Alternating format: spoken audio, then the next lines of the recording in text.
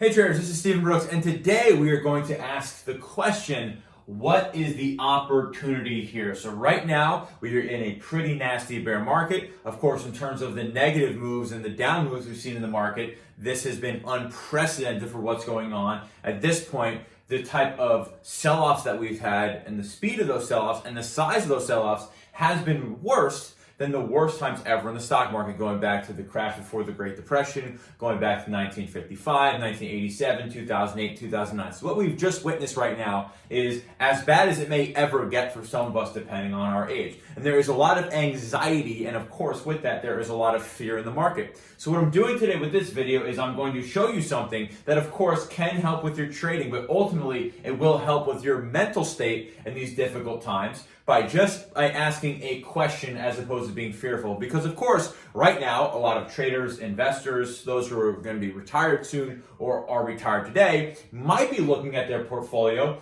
especially if they're a long-term investor or a long-term trader, where they more or less buy what they believe is to be good companies and hold them over time, because the idea is over time, even though there are corrections and there are crashes and there are bear markets, that over time stocks do go higher. So most of those folks are really taking it on the chin right now. Right now, the overall equity markets are down somewhere between 25 and 30%. So most of the accounts for those individuals who are just buy and hold traders, which of course is about 80% of the folks out there, they are not doing too good right now. So there is an opportunity for you, because you have a choice on how you react to a situation. You have a choice on how you react to that situation. You might not have a choice of what the outcome of that situation is going to be, but you always have a choice of how you may actually view that. So on one hand, one can look at their account today and say, oh, Jesus, it's down 30%. Is it going to be worse? Is it going to be better? I see all these bad headlines about on the news. Maybe I should just go ahead and get rid of all of my positions and go ahead and maybe a couple months down the road, things will be better and I can go ahead and buy back in, maybe at a lower price. You can be very fearful about what it might look like for your financial situation.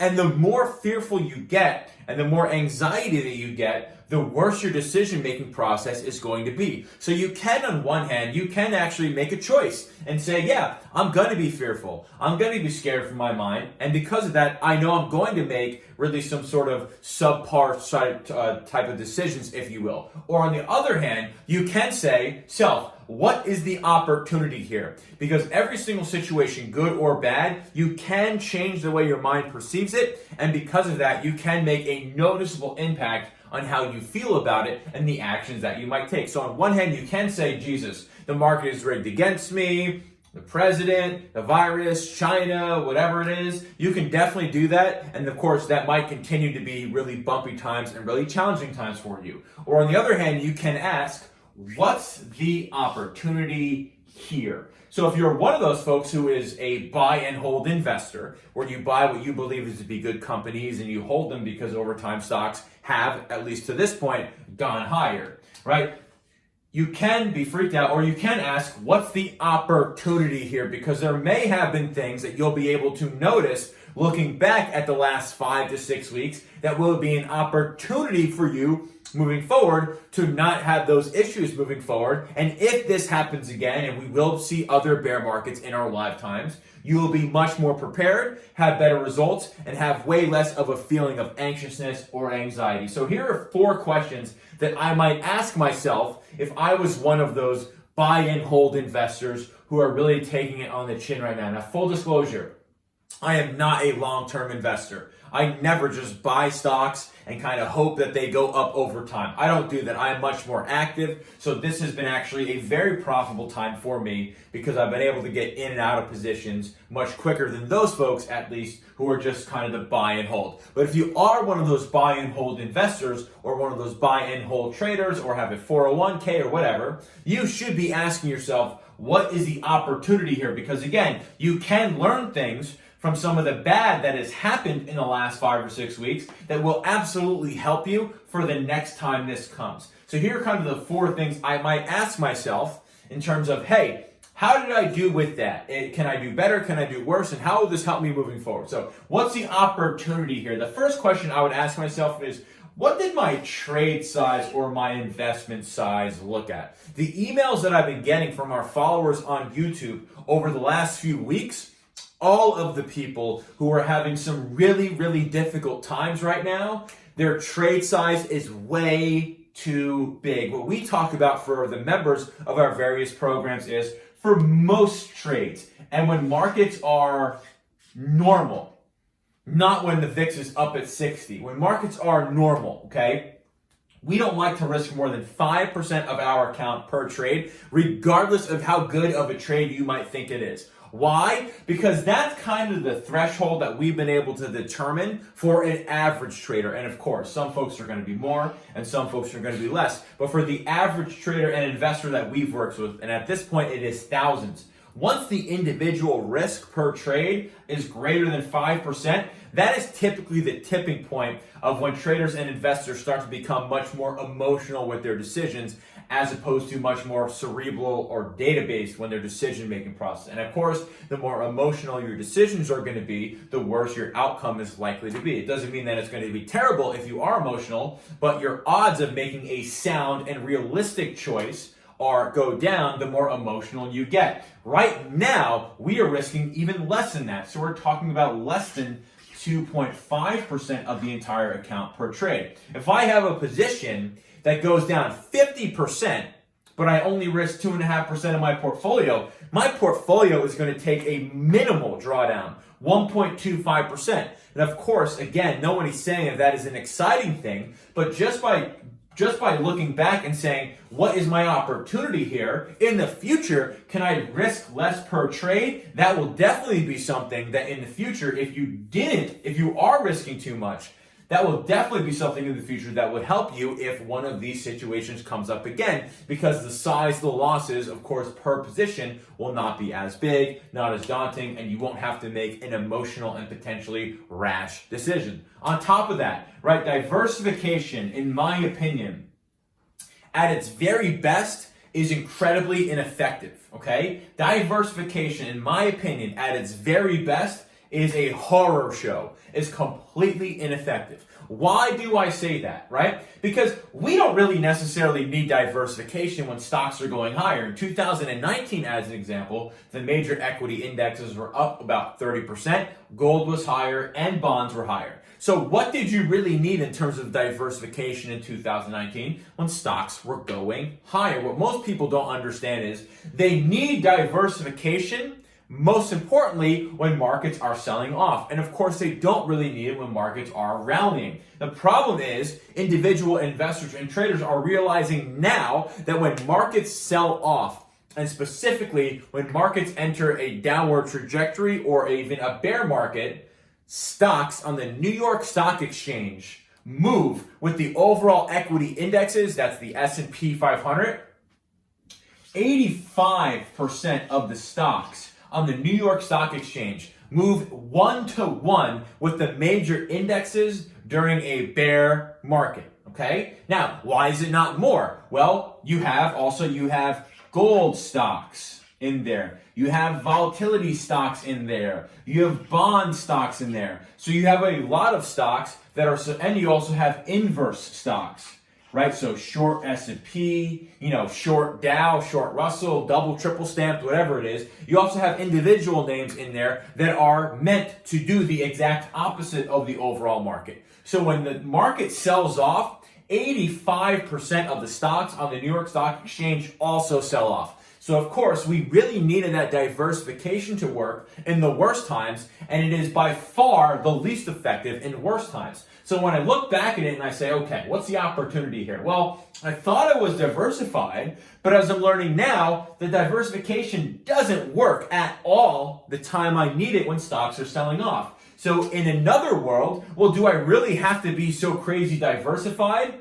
Maybe not. Again, what's the opportunity here? Well, I thought I was diversified, and I thought that was supposed to help me, and it didn't. So, okay, maybe there's a different way to go about it. As a hint, we don't look at diversification. We look at something called correlation.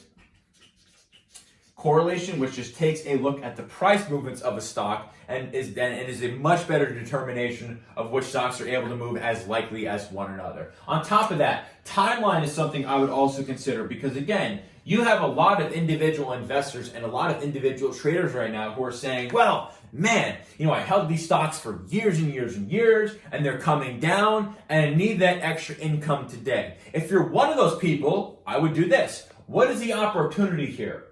Did my investment timeline match my real world goals? What is the opportunity here? Did my investment timeline match, and the investment strategies that I picked, did it match my real world goals? Because as an example, if you're one of those folks, like the 80% of the investors out there who just buy stocks and hold them for years and years and years, does that match the fact that you might want to make extra income now?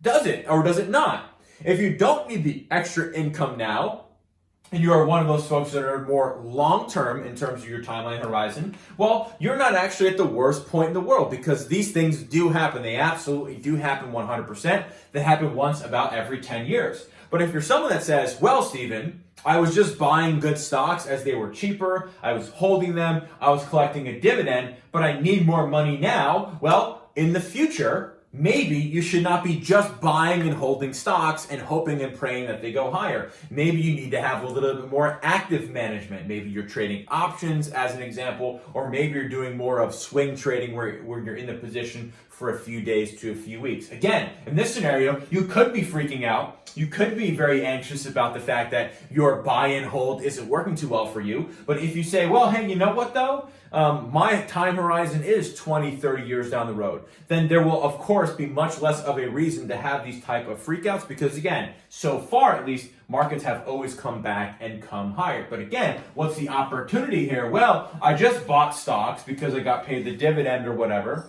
and I thought I wanted to hold them for long term, but really I'm realizing that I need the income now. Okay, the opportunity is, hey, let's go out there and find some strategies that would work much better for my life goals. And then on top of that, folks, what we're also seeing right now is, a question I would ask is, what is the opportunity here? Did I have any cash in my account going into this season? Because as an example, folks, in the fourth quarter of last year, the S&P 500 was up about 13%.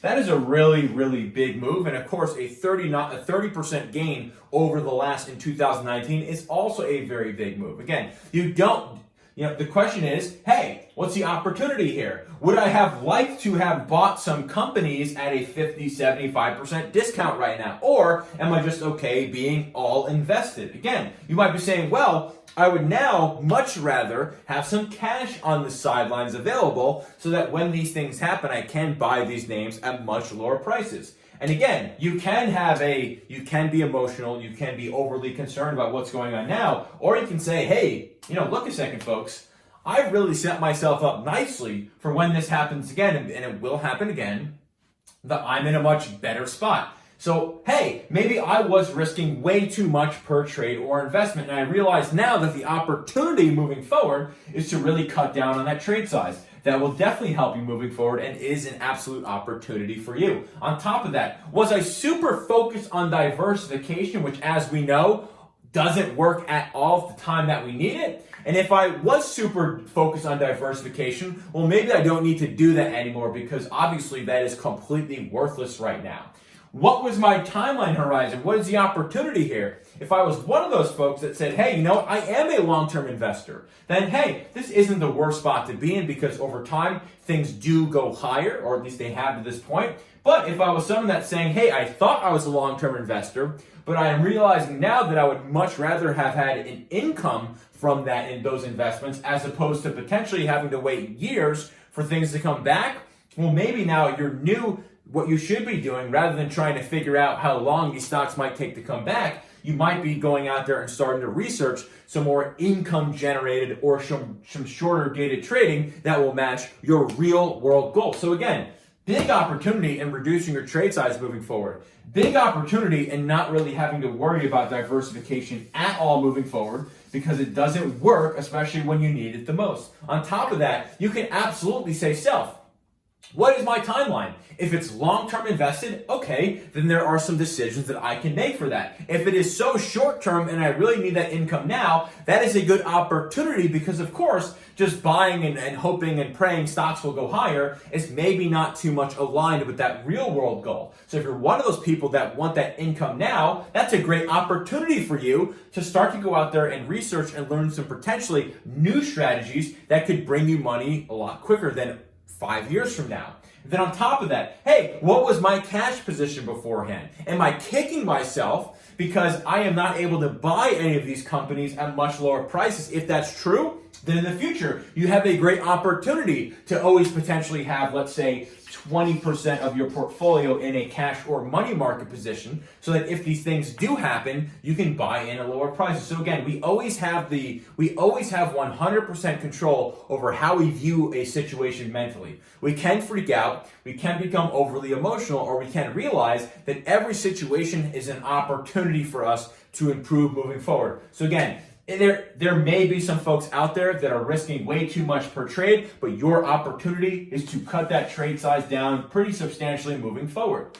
There are some folks out there that are overly obsessed with diversification, and we are now learning that that is completely ineffective whatsoever. It always has been very ineffective diversification, but again, we haven't always had crashes like this. So moving forward, it is an opportunity for me. Maybe instead of worrying about being diversified, I can just go after the best trades with the best companies. On top of that, it is an opportunity for some folks out there to really give it a good think of what their investment timeline is. If it is much shorter than you thought, and you're someone that wants the income now as opposed to 3 to 5 years from now, then hey, maybe the choices you are making are not nearly as aligned with your life goals than you thought. And then on top of that, hey, if you are someone that is kicking yourself because you don't have any cash right now to go ahead and buy some of these companies at much lower prices, then hey, that is an opportunity for you that moving forward, maybe you devote a certain percentage of your account into a money market or to cash so that you can do these things. So again, you have the choice.